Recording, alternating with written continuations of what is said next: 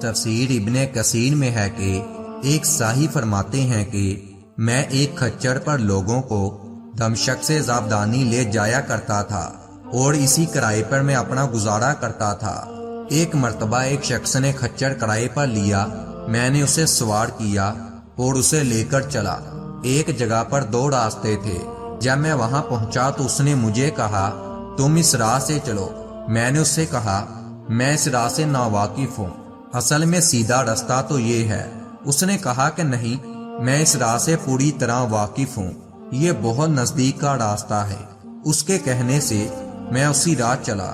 تھوڑی دیر کے بعد میں نے دیکھا کہ ہم یکا یک ایک بیابان میں آ گئے ہیں، جہاں کوئی بھی راستہ نظر نہیں آتا۔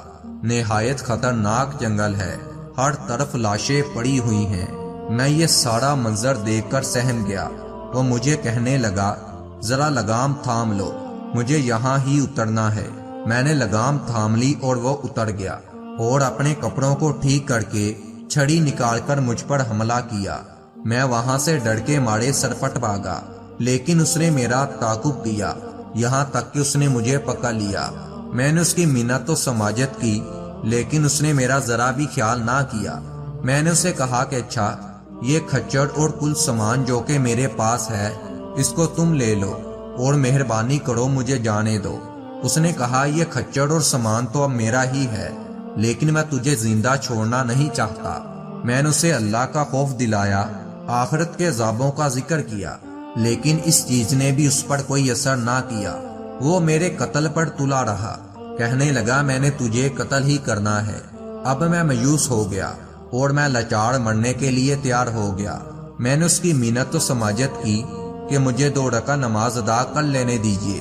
اس نے کہا کہ ٹھیک ہے، تم نماز جلدی پڑھ لو۔ میں نے نماز شروع کی، لیکن اللہ کی قسم میری زبان سے قرآن مجید کا ایک لفظ بھی نہیں نکلتا تھا۔ یوں ہی میں ہاتھ باندھے دہشت زدہ کھڑا ہوا۔ وہ جلدی مچا رہا تھا۔ اسی وقت اتفاق سے یہ آیت میری زبان پر آ گئی۔ ترجمہ: اللہ ہی ہے جو بے قرار کی بے قراری کے وقت اس کی دعا سنتا ہے اور اس کو قبول فرماتا ہے، اور بے بسی بے کسی سختی اور مصیبت کو دور کرتا ہے۔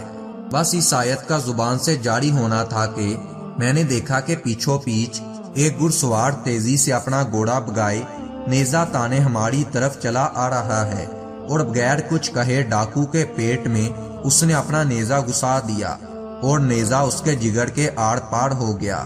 وہ اسی وقت بے جان ہو کر گر پڑا۔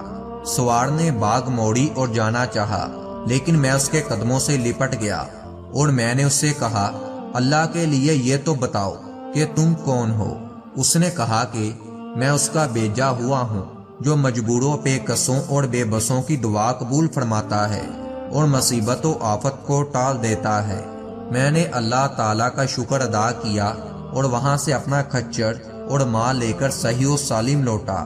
ہمیشہ اسی کو پکارنا حق ہے، اس کے سوا نہ کوئی پکار کو سن سکتا ہے، نہ مصیبتوں اور پریشانیوں کو دور کر سکتا ہے۔